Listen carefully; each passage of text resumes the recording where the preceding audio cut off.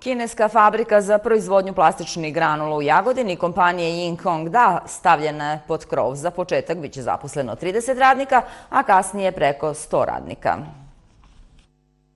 U jagodinskom mestu Vinorača izgrađena je fabrika kompanije Yinhong Da, koja će proizvoditi plastične granule. Narednog meseca ovde će biti dopremljene sve mašine za proizvodnju. Kada je u pitanju naš grad Jagodina, mi nismo stajali za vreme korone, radili smo. Evo vidite, ova fabrika koja će biti završena do kraja ovog meseca, a već narednog meseca da stignu mašine u ovu fabriku. Za početak biće zaposleno 30 radnika, a kasnije preko 100 radnika.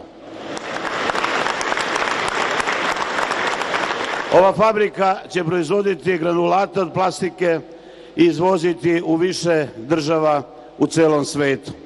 Srbija je, siguran sam, jedna najbolja država za investitore, stabilnost dinara, ekonomska sigurnost, zdravstvena stabilnost i sigurnost, što je najvažnije, i međunarodna saradnja. Danas neću reći da je veliki dan za Srbiju i za Jagodinu, ali u svakom slučaju, što bi mi rekli, kada se stavlja pop, to znači kad se radi krov, nešto lepo se dešava. I sada zbog onih koji su me napadali, zaboravio sam da kažem jedan orkestar da dođe i da odigramo jedno srpsko kolo, pa neka podcrkaju oni dušmani koji nam zameraju što čuvamo srpsku tradiciju i srpsko narodno kolo koje je u UNESCO zaštićeno kao kulturna nematerijalna baština. Ova kompanija planira da ima godišnji obim izvoza plastičnih granula iz Jagodine 14.000 tona, a ukupna vrednost proizvodnje iznosila bi do 12 miliona evra godišnje.